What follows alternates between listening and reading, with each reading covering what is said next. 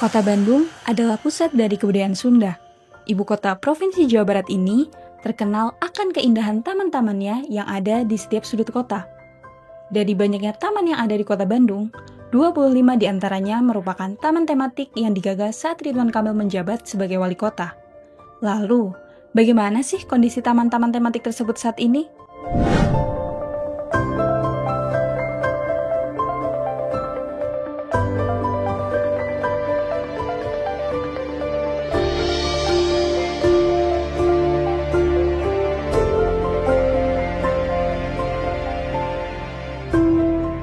Taman-taman tematik ya, kalau menurut saya sendiri sih lumayannya bikin adem.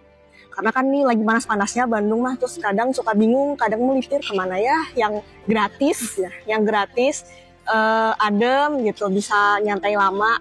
Jadi kan selama ini tuh isunya Bandung tuh aku lihat gitu, ngebangun banyak banget taman bagus gitu. Tapi dalam 1 tahun, 2 tahun, 3 tahun banyak yang hancur gitu, nggak kerawat, toiletnya udah bau gitu. Atau apa ya?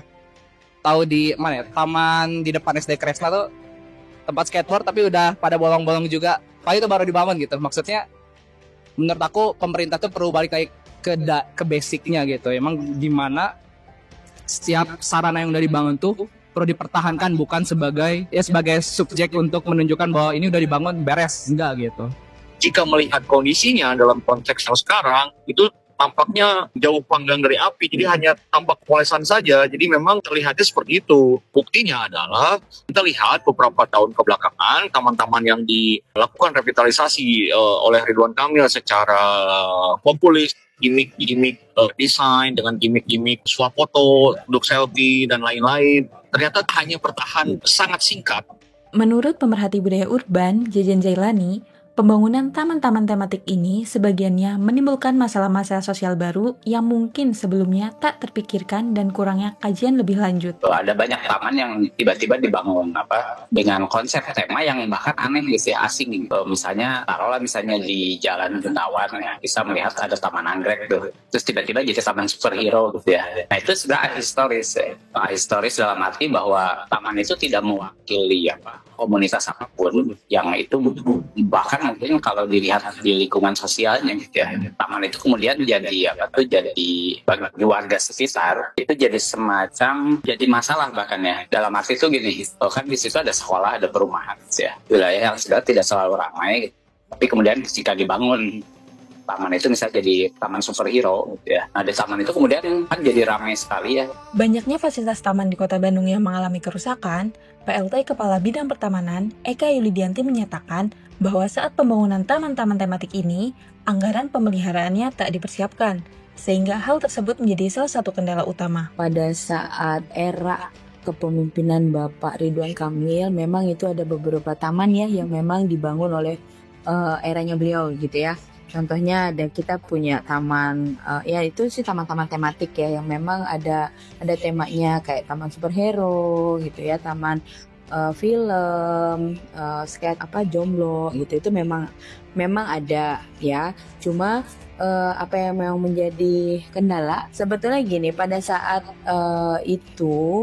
ada pembangunan memang tidak disiapkan untuk anggaran pemeliharaannya gitu. Jadi memang kan ada istilah membangun itu lebih mudah daripada memelihara ya Teh ya gitu ya. Jadi pada saat pembangunan taman-taman tematik di eranya Pak Ridwan Kamil, anggaran untuk pemeliharaan itu memang belum ada. Permasalahan terkait anggaran ini juga disadari oleh pakar tata kota, Frans Ari Prasetyo.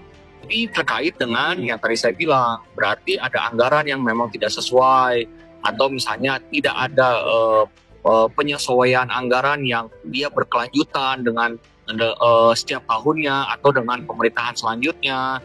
Tidak adanya biaya perawatan, atau bahkan dia tidak termaktub dalam rencana tata ruang Kota Bandung.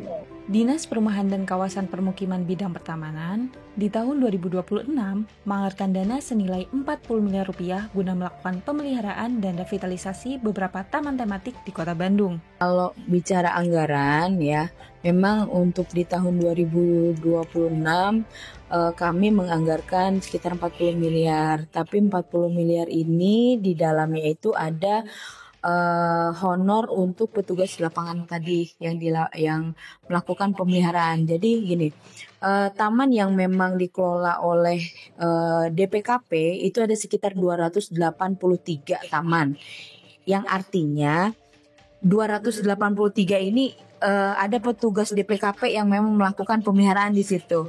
Walaupun ya secara keseluruhan total taman sekota Bandung ini mungkin ada 900 ya.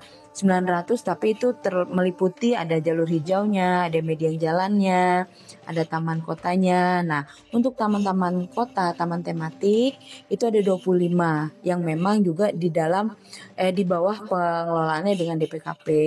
Jadi dengan anggaran yang kami punya, ini tidak bisa semua taman ini bisa terpelihara dengan baik. Jadi biasanya setiap tahun itu kita lakukan kalau untuk taman tematik itu memang ada rutin pemeliharaan setiap tahunnya.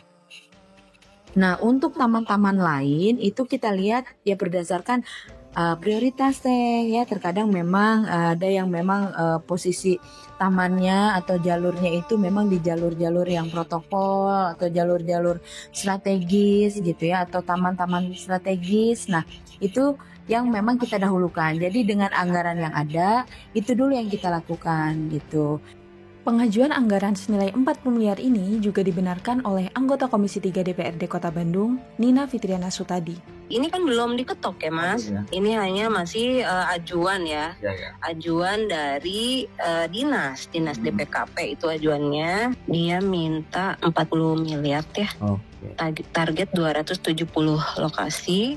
DPRD juga menyoroti pentingnya sinergi antar dinas, seperti DPKP, Diskominfo, dan Dinas Perhubungan, terutama untuk pengamanan, pencahayaan, serta konektivitas fasilitas publik seperti Wi-Fi di taman.